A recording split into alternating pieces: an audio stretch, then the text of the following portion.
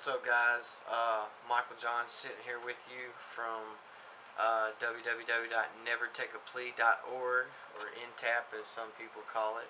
A lot of our website doesn't just focus on plea bargaining and stuff like that. You know, we've got other things that we feel really passionate about, and victimless crimes is without a doubt one of them.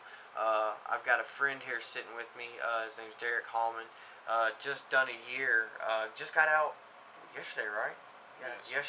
yesterday afternoon. Just got home, and was kind of telling me about this place that he was locked up at, and it just blew my mind, some of the stories that he told me. So, you know, it's not so much the victimless crime aspect that we're focusing on here, but the result of what happened to him for the last year from a victimless crime. So I guess we'll just turn it over to him and just kind of listen to what he's got to say. You guys have got to check this out because you're not going to believe what you're about to hear just now.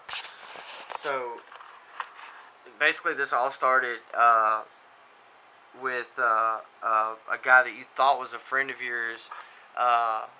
Basically just wanting you to buy him a bag of weed, right? And just wanted you to just go get him like a little 20 sack, and you did him a favor, went out and got it, and it turns out he was setting you up. Why don't you kind of elaborate on that a little bit more, man? What was up with that?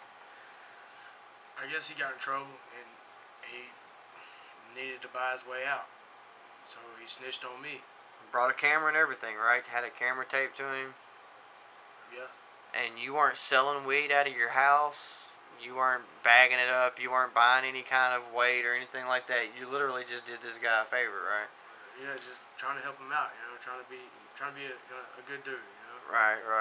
And after all that happened, and after he set you up, and I guess they got you on camera or whatever, getting him the weed. What happened after that? It took him a few months. I guess they try to get more on me. Maybe. I don't know, but they knocked on my door one morning, and they said they had a warrant for my arrest for delivery of marijuana. And when I let them in, they said that they asked if they could search my mother's house, and I told them they needed a search warrant.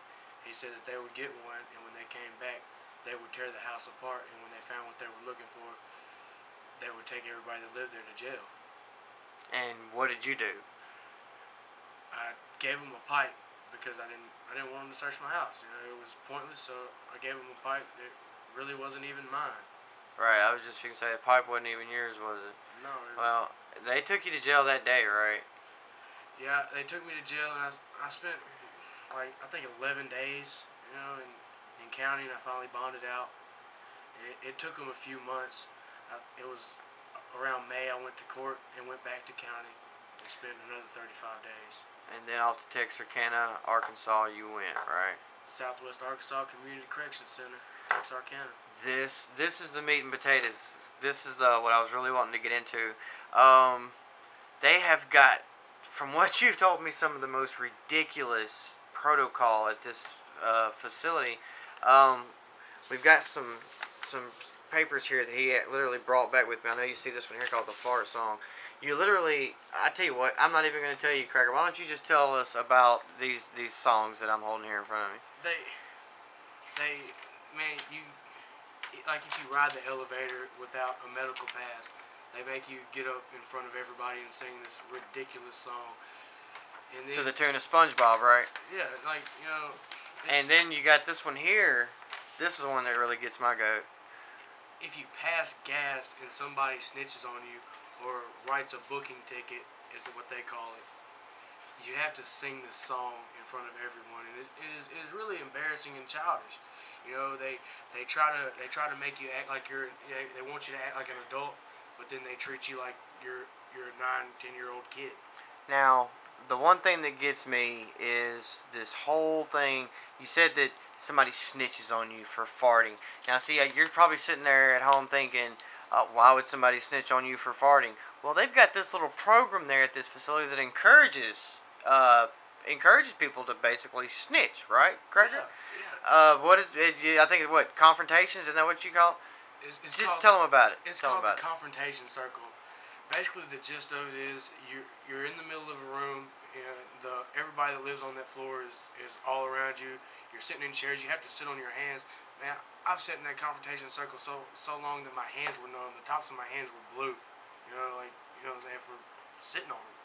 And basically, they tell you, they introduce themselves, you know, and then they tell you what you did, and when the staff asks you if you need, you know, confirmation, and if you say yes, in a roundabout ways, not so many words, they tell you to shut up, you know. They just tell you that that's negative feedback, you know. And well, you basically have to stand and apologize, even if you didn't do it, you know. It's like, man, there's these couple guys that they were roommates. One of them took the other one to the confrontation circle, and I think it was like 2 days later, stemming from this circle, the kid got his nose broke. It was a pretty gruesome scene. There was a lot of blood. What happens if you don't do the confrontations? They'll take your privileges. I mean, you won't have any hot water to cook your food, you know, no microwave. They'll take your visits, your TV, your phones, your commissary. They'll take everything from you and basically put you on lockdown where you're in your room. So if you don't do the confrontations, you get everything taken away from you.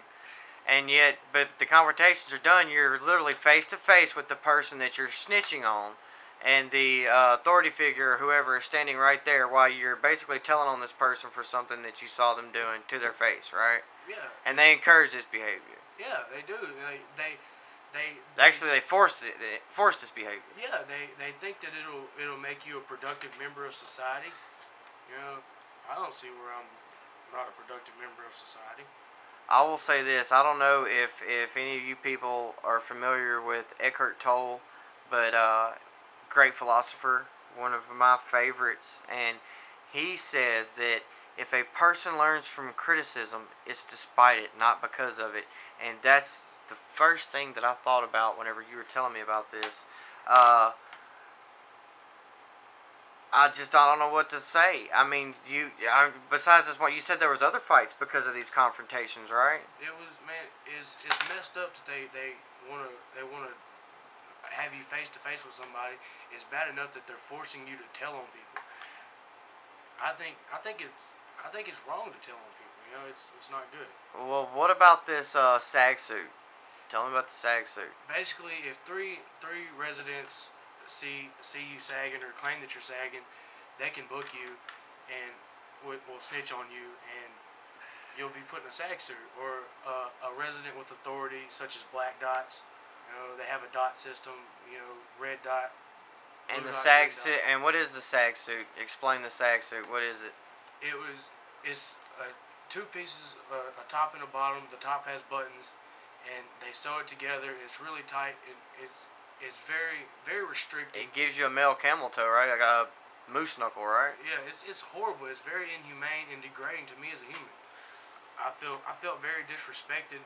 And it hurts. It hurts, yeah. It hurts to sit down. It hurts to walk. You know, and especially when you're working. You know, it's just, man, it's wrong, dude. They shouldn't do people like that. You know, even though I did break the law, I am still a human. I still have some rights. Well, apparently not according to Texarkana. There's you know, guys, there's a lot of other stuff that he's already told me about at this place. I wish we could just sit here and go into it all night long, but I just wanted to kind of touch on a couple of these, like, these ridiculous songs for natural body functions that, you know, happen. I don't know about you guys, but I personally have been in a situation where if I didn't pass gas, like, it was gonna hurt just way too bad. It had to be done. And in this place, you will be punished and embarrassed and humiliated if you don't comply. So you better hold that fart, guys. I'm serious. If I smell that thing, you're going to start singing, and I'm not playing. But anyways, Cracker, thank you for taking your time and sitting here and talking to us about it. I really don't know what to say. Jesus. It's ridiculous. Stay out of that place, guys. Until the next time, y'all have a good one.